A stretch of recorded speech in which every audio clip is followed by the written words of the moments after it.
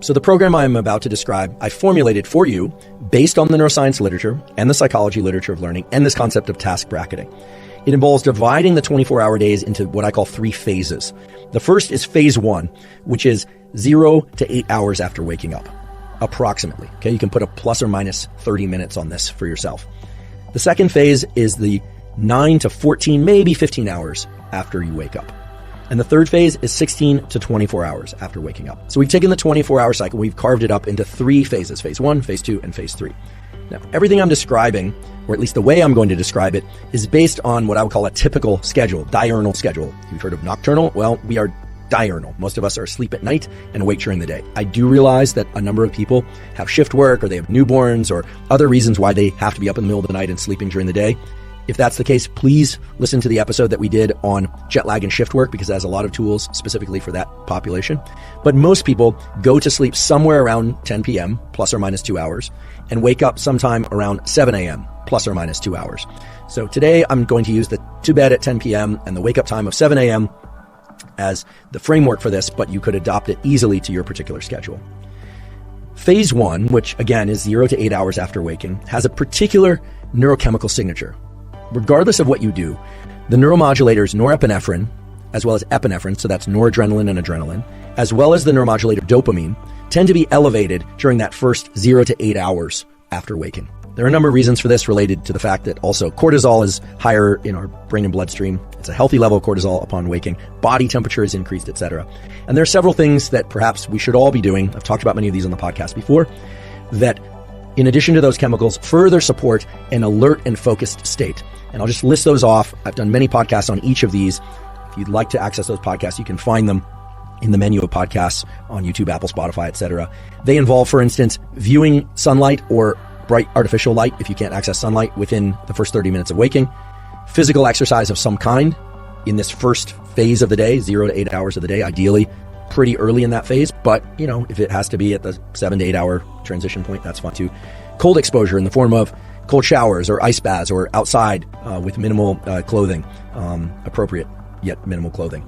Caffeine ingestion, fasting, for instance, not ingesting calories, also will lend itself to increased norepinephrine, dopamine, etc. If you are going to consume foods that are rich in things like tyrosine, which is a precursor for dopamine, you can look up which foods are high in tyrosine.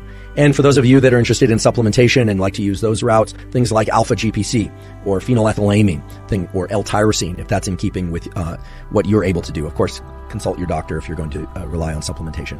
What's this all about? Well, the already elevated norepinephrine and dopamine, the sunlight, exercise, cold exposure, caffeine, tyrosine, etc., all of those place the brain and body into a state in which you are better able, or I would say more easily able, to engage in activities that have a high degree of limbic friction and where you need to override that limbic friction, right? We've heard that the morning is kind of sacred, conquer the hardest things first thing in the morning, and that's been discussed in the pop psychology literature and in the habit formation literature, merely from the perspective of get it out of the way so you can feel good about having done it. But what I'm referring to is quite different. What I'm referring to is a particular phase of day that after rising, after waking up that is, for 0 to 8 hours, right, in that first phase, your whole system is action and focus oriented.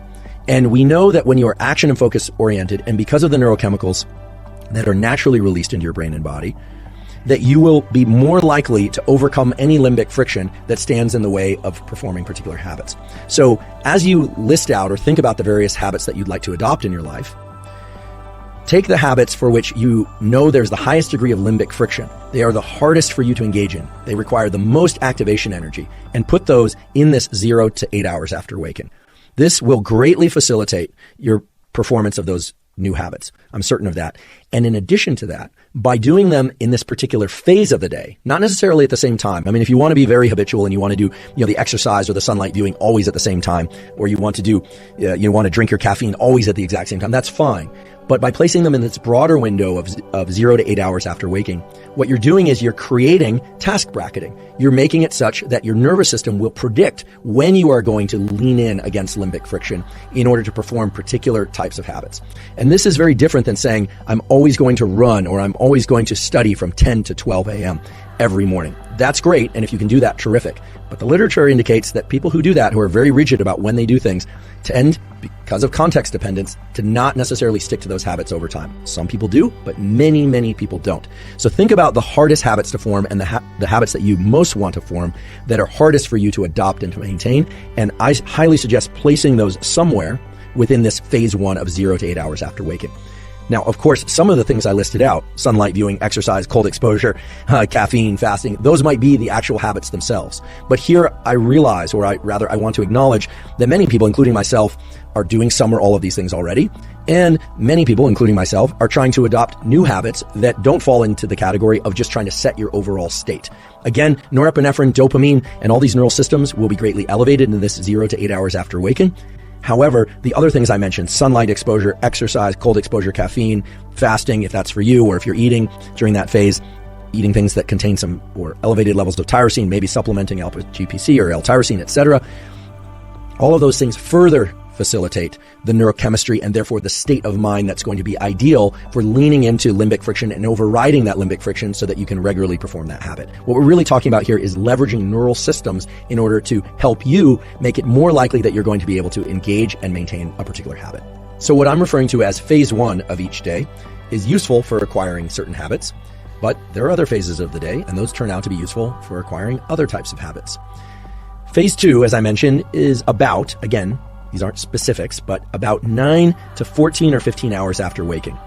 During this phase of the day, because of the circadian shifts in our biology, the amount of dopamine and norepinephrine that's circulating in our brain and bloodstream tends to start to come down, and levels of cortisol tend to start to come down. That's the ideal circumstance. In fact, you don't really want elevated cortisol late in the day. That's actually a signature of depression and anxiety and a number of other unfortunate things. So 9 to 14 hours after waking, dopamine and norepinephrine and cortisol are starting to taper down just naturally, and a different neuromodulator, serotonin, is starting to rise. Serotonin is definitely going to be highest in this second half of the day and tends to lend itself to a more relaxed state of being. Now, of course, I do realize that some people are less of morning people and find that they really come alive and awake in the afternoon, but most people don't fall into that category. Most people feel more alert early in the day, even anxious early in the day, and then as the afternoon progresses, they tend to be a bit more sleepy, a bit more relaxed, a bit more calm. There are certain things that we all can and should do during this phase 2 of each day that lend themselves to a state of mind and a state of body that is going to be beneficial for the generation and consolidation of certain types of habits. What are those things? First of all, as the day goes on, you should try, if you can, to start tapering the amount of light that you're viewing. Now, this doesn't mean putting yourself into dim light at 3 o'clock or 4 o'clock in the afternoon.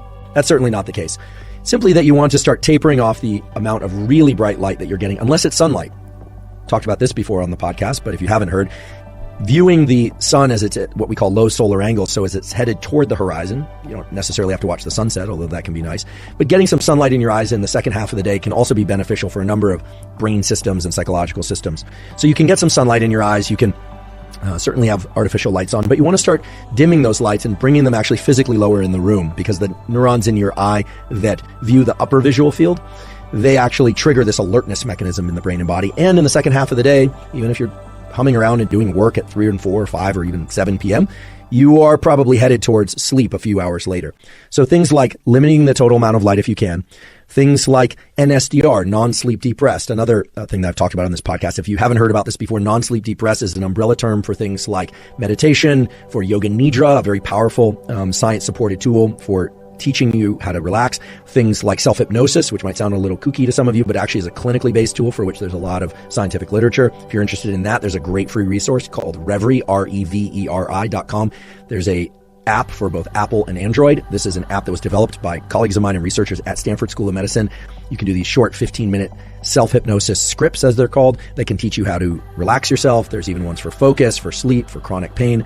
Again, all very strongly supported by quality peer-reviewed literature. So things like Reveri, meditation, things like heat and sauna, hot baths, hot showers. Those are terrific things to do in the second half of the day. They tend to support this serotonergic or high serotonin-like state and lend themselves to more calm and relaxation. For those of you that are interested in supplementation, there's always ashwagandha, which reduces cortisol. Again, peaks in cortisol late in the afternoon and evening are associated with depression, anxiety, and so forth. Ashwagandha is a pretty potent cortisol inhibiting tool.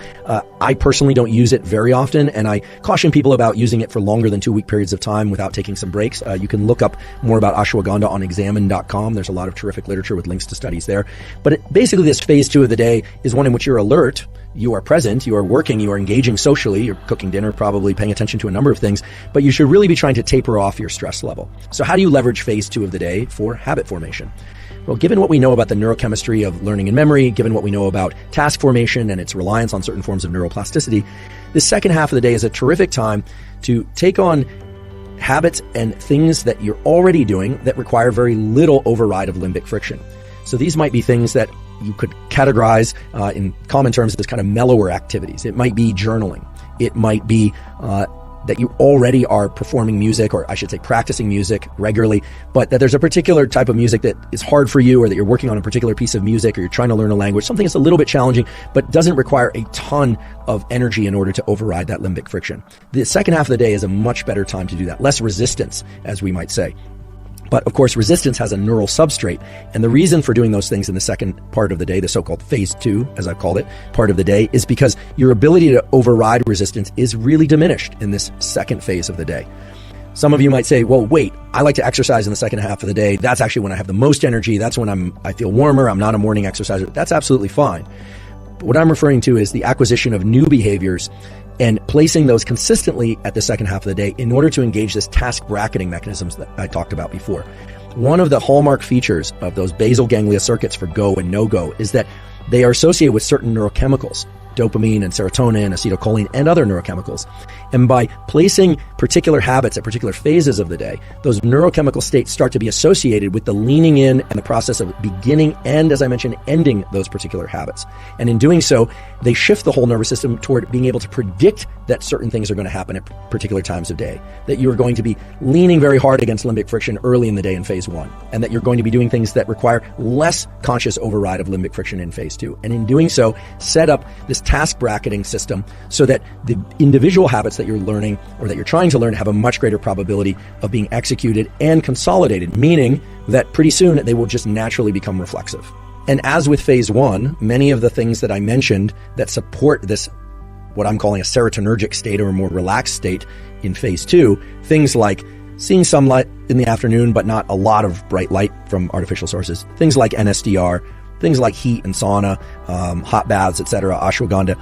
Again, all of those things themselves could be habits that you're trying to adopt, right? In that case, do those if you'd like to explore them. They are quite beneficial for a number of reasons, not just related to execution of particular habits in phase 2 of the day, but also for improving quality of sleep and consolidating any learning that you might have triggered early in the day. I've talked about that before, but just briefly as a relevant aside, neuroplasticity involves triggering the neuroplasticity, setting it in motion, but the actual rewiring of the brain and the reconfiguration of neurons that will allow that learning to be reflexive, that actually occurs during states of deep rest, like NSDR and like deep sleep. And I should just mention, for those of you that can only exercise or prefer to exercise in phase 2 of the day, right, 9 to 14 hours or 15 hours after waking, that's absolutely fine. However, because of the importance of sleep, and in particular deep sleep throughout the night for not just neuroplasticity, but recovery of muscle and other tissues that are taxed during physical exercise. If you do train in phase 2, I highly recommend that you start doing some sort of NSDR type activity after you train within an hour or two, because that will allow you to taper down and relax so that you can get into the next phase we're going to talk about, which is phase 3. Phase 3 of the 24-hour schedule runs from about 16 to 24 hours after waking. During that period of time, there are a few things that are going to support being in a state of mind, state of body, that are going to allow neuroplasticity to occur, that are going to allow the rewiring that you've triggered during the waking part of the day to actually take place. Those things are very low to no light, meaning keeping your environment very dark or very, very dim. I don't think it's necessary to sleep in a room that's complete blackness. I think that's a little bit overkill. But for most people, keeping the room dark and keeping the room temperature low is very beneficial for getting and staying in deep sleep. The body has to drop by about 1 to 3 degrees in order to get into sleep and to stay asleep. So low light, low temperature environment. You can always pile on blankets, of course, if you don't want to be cold at night. You want to be warm enough, but you want your environment to be cold. Typically, people aren't eating in the middle of the night, although one thing that can be useful is to make sure that you're at least well fed enough when you head into this third phase of every 24-hour day that you're not awake because you're hungry. Now, a lot of people recommend putting a gap between your final bite of food and when you go to sleep at night. Some people say that gap should be 4 hours. Other people say 2 hours. If you're me, I generally have something, within 2 hours or 90 minutes of going to sleep, but it's not a big meal. But that's just me, and I fall asleep and stay asleep fine with that. You have to experiment for yourself. I've talked about supplements that can support sleep in previous episodes of the podcast, things like magnesium threonate or magnesium bisglycinate, things like theanine, apigenin, low light, low temperature, the supplements I mentioned, adjusting your eating schedule appropriately. Obviously not drinking caffeine in the middle of the night or too close to bed. That's going to be critical. In fact, ideally, you wouldn't ingest any caffeine in phase 2 of the day so that you could get into this deeper state of rest in which habit formation and neuroplasticity can occur. What if you wake up? Right? The way I've cast phase 3 is that you're supposed to be in this deep slumber. You're not supposed to wake up at all. You're supposed to be in low light and your brain is rewiring and those habits are getting consolidated, etc. Well, if you're like me, you probably get up once in the middle of the night. Maybe you go use the restroom. Perfectly normal. But a lot of people have trouble falling back asleep. Very important if you get up in the middle of the night to use a minimum of light in order to navigate your surroundings, just as much as you need in order to safely do so. Because light inhibits the hormone melatonin, can make it very hard to fall back asleep if you inhibit melatonin. The effects of light inhibiting melatonin are actually very potent, happens very, very quickly. So try and keep the lights low. And if you have trouble falling back asleep, that's when you might also want to use something like the Reverie app. They have a sleep script there that can hopefully help you get back to sleep, or something like NSDR. You can find NSDR scripts on YouTube. These are zero cost. You can look up one that I particularly like is NSDR Made For. It's a company I'm associated with, but the NSDR is completely zero cost. And there are other things like Yoga Nidra, which you can find scripts for elsewhere. Again, all of these habits or these behaviors, these do's and don'ts around phase 3 themselves might be habits that you're trying to create for yourself. But again, phase 3 is really about making sure that whatever limbic friction you've been able to override in phase 1 and trigger some new habit, right? Forcing yourself to write or forcing yourself to study or forcing yourself to exercise during that high limbic friction state. And then whatever things you've been doing in phase 2, which are habits that hopefully have moved a little bit further along the continuum of newly formed versus all the way to reflexive, or things that take less limbic friction in order to do. Phase 3 is when all of that gets really locked into the nervous system through those heavy end mechanisms like NMDA receptors, etc., that I talked about before. Again, neuroplasticity is the basis of habit formation, and neuroplasticity and the rewiring of neural circuits happens in these states of deep sleep. So if you're not obeying this phase 3, if you're not giving phase 3 the materials it needs, and you're not avoiding the certain things like caffeine and bright light and stress during phase 3, you're simply not going to be able to build those habits that you've been working so hard to trigger in phase 1 and phase 2 of the day. Again, these are things that I've talked about in previous episodes of the podcast and elsewhere, but really this is about habit formation. And the whole reason for placing particular types of behaviors at particular phases of the day is to set a framework for that task bracketing. Again, task bracketing and those circuits of the basal ganglia indicate that it's not just the neural circuits that are engaged by the task itself, but the neural circuits that are engaged before and after that task execution. That's what gets consolidated. So when you do things at particular phases of the day, under particular conditions of neurochemistry, what you're doing is you're giving the brain a very predictable set of sequences that during sleep, it can start to put into your hard drive, if you will. It can really program it into your nervous system so that within a short period of time, hopefully within 18 or maybe even 6 days, or who knows, maybe even fewer days, you'll find that executing those behaviors is very, very straightforward for you, and that you won't have to feel so much limbic friction or override so much limbic friction.